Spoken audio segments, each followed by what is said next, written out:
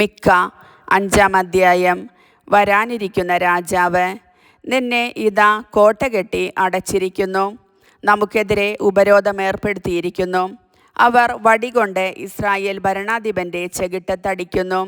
ബെത്ലഹേം, എഫ്രാത്ത, യൂദാ ഭവനങ്ങളിൽ നീ ചെറുതാണെങ്കിലും ഇസ്രായേലിനെ ഭരിക്കേണ്ടവൻ എനിക്കായി നിന്നിൽ നിന്ന് പുറപ്പെടും.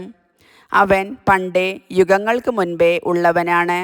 അതിനാൽ ഈറ്റുനോവെടുത്തവൾ പ്രസവിക്കുന്നത് വരെ അവൻ അവരെ പരിത്യജിക്കും. പിന്നീട് അവൻ്റെ സഹോദരരിൽ അവശേഷിക്കുന്നവർ ഇസ്രായേൽ ജനത്തിലേക്ക് മടങ്ങിവരും.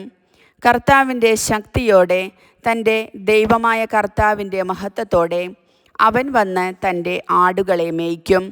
ഭൂമിയുടെ അതിർത്തിയോളം അവൻ പ്രതാപവാനാകയാൽ അവർ സുരക്ഷിതരായി വസിക്കും. അവൻ നമ്മുടെ സമാധാനമായിരിക്കും. അസീറിയ നമ്മുടെ നാട് ആക്രമിക്കുകയും നമ്മുടെ മണ്ണിൽ കാൽ കുത്തുകയും ചെയ്യുമ്പോൾ നാം അവനെതിരെ 7 ഇടയന്മാരെയും 8 പ്രഭുക്കന്മാരെയും അണിനിരത്തും. അസീറിയായെ വാൾ കൊണ്ടും നിമ്രോദ് ദേശത്തെ ഊരിയ ഖഡ്ഗം കൊണ്ടും അവർ ഭരിക്കും. അസീറിയ നമ്മുടെ നാട് ആക്രമിക്കുകയും നമ്മുടെ അതിർത്തിയിൽ പ്രവേശിക്കുകയും ചെയ്യുമ്പോൾ അവൻ നമ്മെ രക്ഷിക്കും. അന്ന് യാക്കോബിൻ്റെ ഭവനത്തിൽ അവശേഷിക്കുന്നവർ അനേകം ജനതകളുടെ ഇടയിൽ കർത്താവ് വർഷിക്കുന്ന തുഷാരം പോലെയും പുൽത്തലപ്പുകളിലെ മഴത്തുള്ളി പോലെയും ആയിരിക്കും.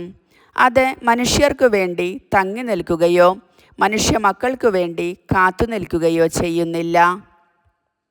യാക്കോബിൻ്റെ ഭവനത്തിൽ അവശേഷിക്കുന്നവർ ജനതകൾക്കിടയിൽ, അനേകം ജനതകൾക്കിടയിൽ, വന്യമൃഗങ്ങൾക്കിടയിൽ സിംഹത്തെ പോലെയും ആട്ടിൻപറ്റത്തിൽ യുവസിംഹത്തെ പോലെയും ആയിരിക്കും.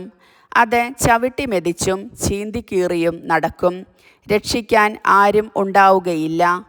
പ്രതിയോഗികളുടെ മീതെ നിന്റെ കരം ഉയർന്നു നിൽക്കും. നിന്റെ സർവ്വശത്രുക്കളും വിച്ഛേദിക്കപ്പെടും. കർത്താവ് അരുളി ചെയ്യുന്നു.